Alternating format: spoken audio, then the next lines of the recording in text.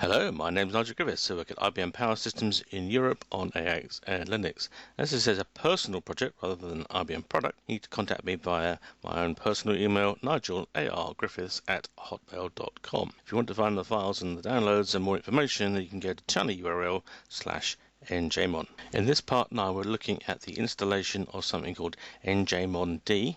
The py means Python.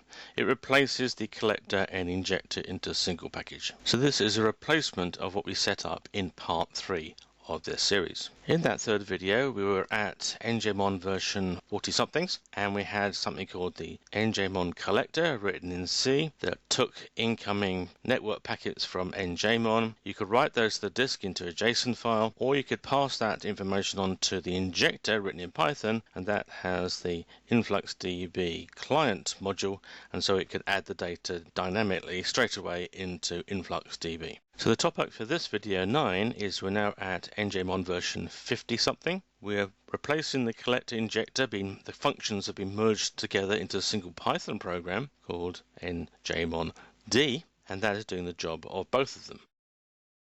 Now the benefits of this are faster injection and much better scaling. We'll look at the scaling in a second. Much simpler installation. It's just one program to install, and rather than lots of parameters that people were struggling to get right, we now have a simple config file. It's actually in JSON format. It also means that njmon is sessionless, so it doesn't have a permanent socket between njmon and the back-end processes, and we've gone multi-threaded. So let's describe some of these things more in a diagram in the next page. One final point is that the njmond also sends the data to a JSON file if you want. It's optional, as well as pumping it into an InfluxDB database. We can also use that JSON for other purposes. Maybe you've got a Python program, you can load in JSON very quickly and do whatever you want. Or you could use this JSON file, ship it off to Splunk or Elastic. They also call themselves Elasticsearch and Elk, or any other tools that can take JSON data. Where did the new tool come from? Well, a new friend of mine, Pablo Daniel Martinez, an IBMer in Argentina, just sent me the prototype code. He'd been playing in this area thinking about the same thing as me, with merging the C and the Python into one module, and he came up with a prototype. He's agreed to make that open source. I've made lots of changes to that. So Pablo, thank you for your excellent work. We're all going to benefit from that in the future. Now here's a quick architectural diagram. This is going back to the previous generation, the series 40 of njmon. So in here, whichever platform you're collecting your data from, it sends the data to the collector. The collector spawns off a new program, fork and exec, called the collector. That takes the incoming data and starts up a sub-process, which is the injector, and that puts it into the database. So you end up with 2 processes per endpoint, which is fine if you've got a couple of handfuls of endpoints. But I do have some very serious njmon users. They're trying 1,000 came up pretty quick. Now people are trying to think, well, I actually want to use that for all 10,000 of my Linux servers. And we're thinking, oh, crumbs, that's getting quite big. We'll end up with 20,000 programs running. Majority of the time, they're not actually doing anything. They're waiting for the next snapshot to arrive 30 seconds later or something. It also means in here that we have a lot of sockets. You'd have 10,000 sockets coming in over the network, and if you want to restart the collector, start a new version, for example, then because that socket gets broken, the njmon on the endpoint will stop working, and you'd have to have some mechanism for restarting them, which gets, to be honest, a bit of a pain in the neck. So what's the alternative then with njmond in the 50 series of software? We have one process, here's minimum of 2 threads. It turns out that I think I'd recommend 10 if you're starting these days. You end up with 10 programs running, but they can handle thousands of endpoints. When the data is going to come in, njmon creates the socket to the njmond, sends the snapshot to data, and closes the socket. So we haven't got tens of thousands of sockets, just a socket while we're sending the data. And as an old school programmer, I don't like that idea. You have to recreate these sockets all the time, but then if you think about it, your web browser is doing a socket connection to back-end web servers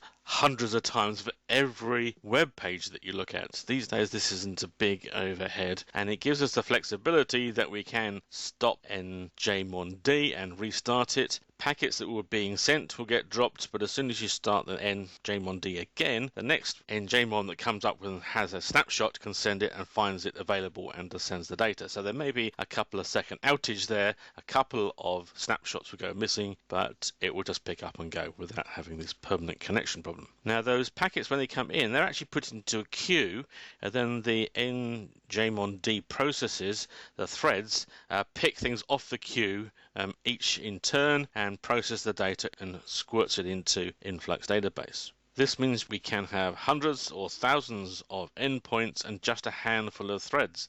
Let's concentrate on the details of then how we actually run the njmond. It's a PY, it's a Python program, and you just name a single file the config file. You can call this anything you like. In this file we find a bit of JSON. We have a curly brackets and the curly brackets to start and stop. Inside in here we have this label in double quotes, colon, and then whatever the thing is. If it's a number, it's just here. If it's a boolean, it's true or false, lowercase. If it's everything else will actually be a string, so you have double quotes around it, and notice the little commas between each of the items apart from the last one.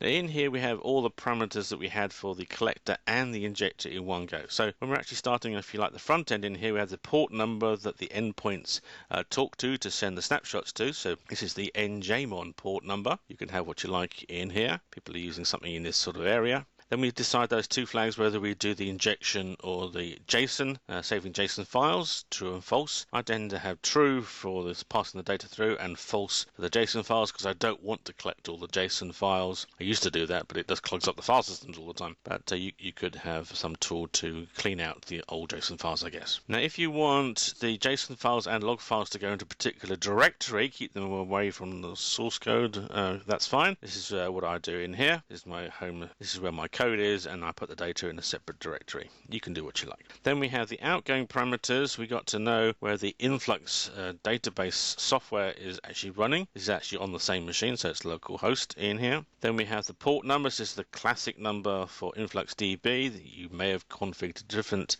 port number. Here's my username and password to log into that machine. Then we have the number of workers. This is the number of programs actually running, reading things out of the queue and sending them off to InfluxDB. So initially I said 2, that's the sort of minimum. If you're on a very small machine, you could use that. 10 is easy, and you get 5 times the performance in one go very easily with that. There are some other flags in here about debugging and logging.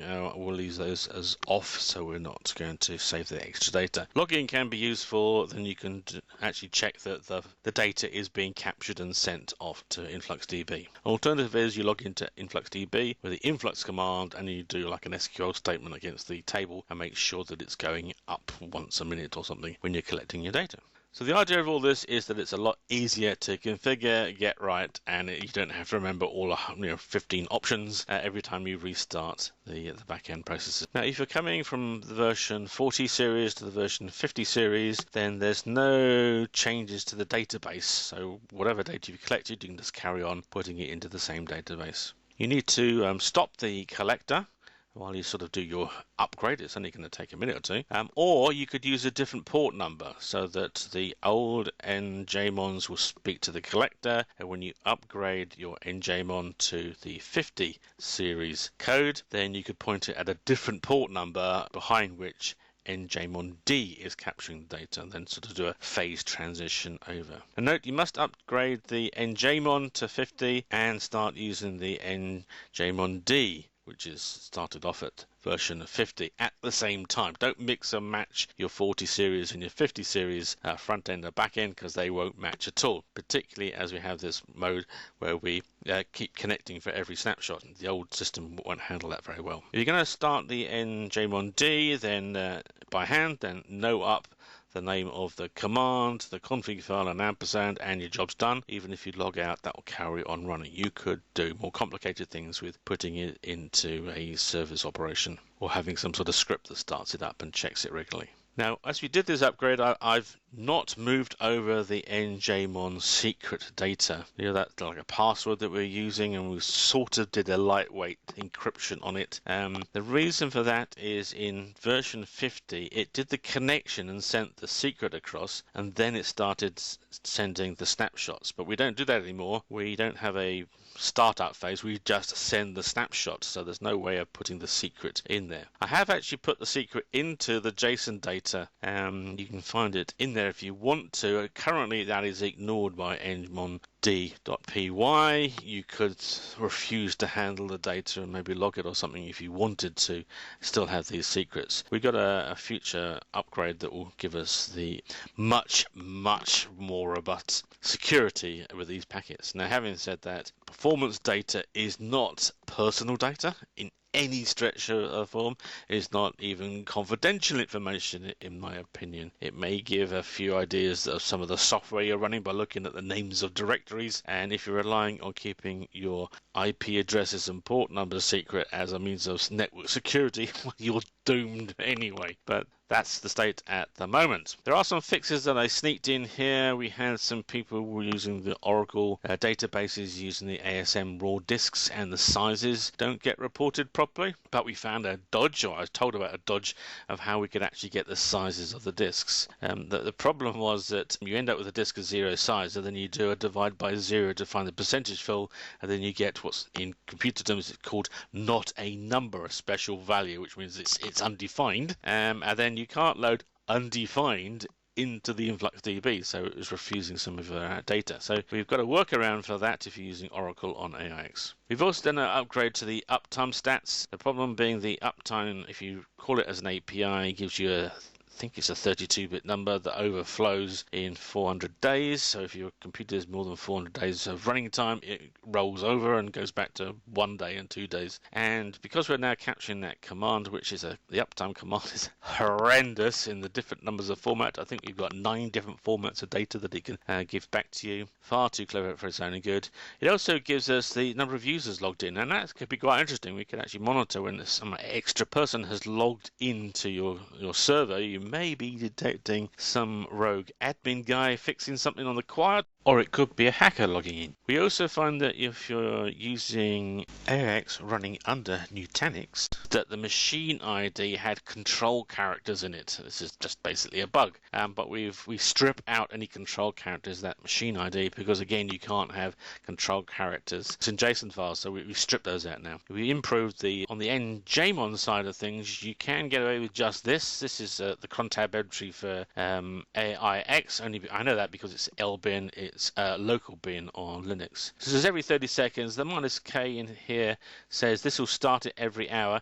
If it finds njmon still running, it will just stop itself. If it finds it's not running, then it will actually start up and carry on. So if you have a njmon outage or you reboot the machine, at the top of the hour, njmon will start up again. Here's the port number that I tend to use, and this InfluxDB, yeah, that's because I've defined Influx as a host name on my DNS server for the Influx database server. That does give me the flexibility that I could move it to another machine if I wanted to, and none of my njmons would actually notice. Okay, so that about covers it, but there's one little thing I want to cover in addition. If you're collating a lot of JSON files, maybe historically you've kept them for the past year and you want to install them into a new Influx database, for example, we use a tool now called njmon.to-influx.py. That does a little batching for performance reasons, but it'll read a JSON file and push it into the database, and that's all it does. Of course, it is single-threaded. It's a very simple program. And I thought, well, we have some functions in the njmon to influx that's the same as the functionality in njmond.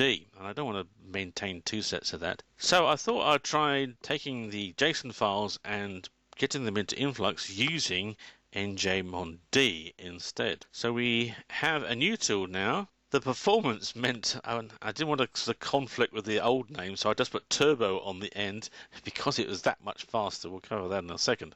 Now, if we can use the same njmond.conf file, it's going to pretend to be an endpoint like in here, so it needs the njmon port number.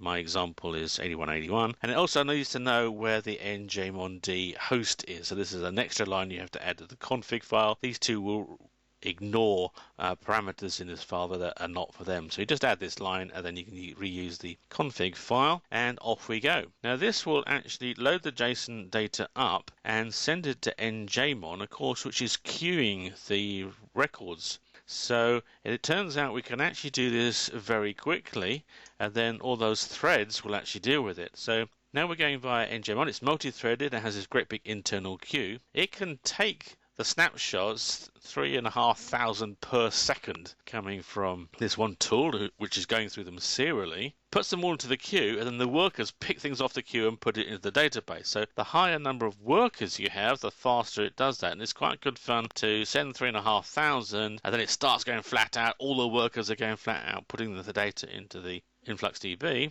and it will drain those 3,500 in like 4 or 5 seconds and empty the queue up. So it's going really, really quickly. I was staggered at how fast this thing can go. So we're going to go and use the Influx Turbo version in the future rather than the older pedestrian slower version. Now for the njmon itself, it's unchanged. We're ignoring the secret cookie, but apart from that, you don't have to make any changes to njmon. Do have to upgrade to the version 50 of njmon. So that's it for this one. Hopefully you find this easier to configure, and we've got quite a big performance boost and we're more flexible. The next video in this series, number 10, is about nmon. So this is a straight to InfluxDB, no configuration for your backend processes. The endpoints talk directly to InfluxDB. But that's next time. Please give us a thumbs up so we know that you enjoyed this one, and please subscribe and you'll be told when the next video is available. Have a good day.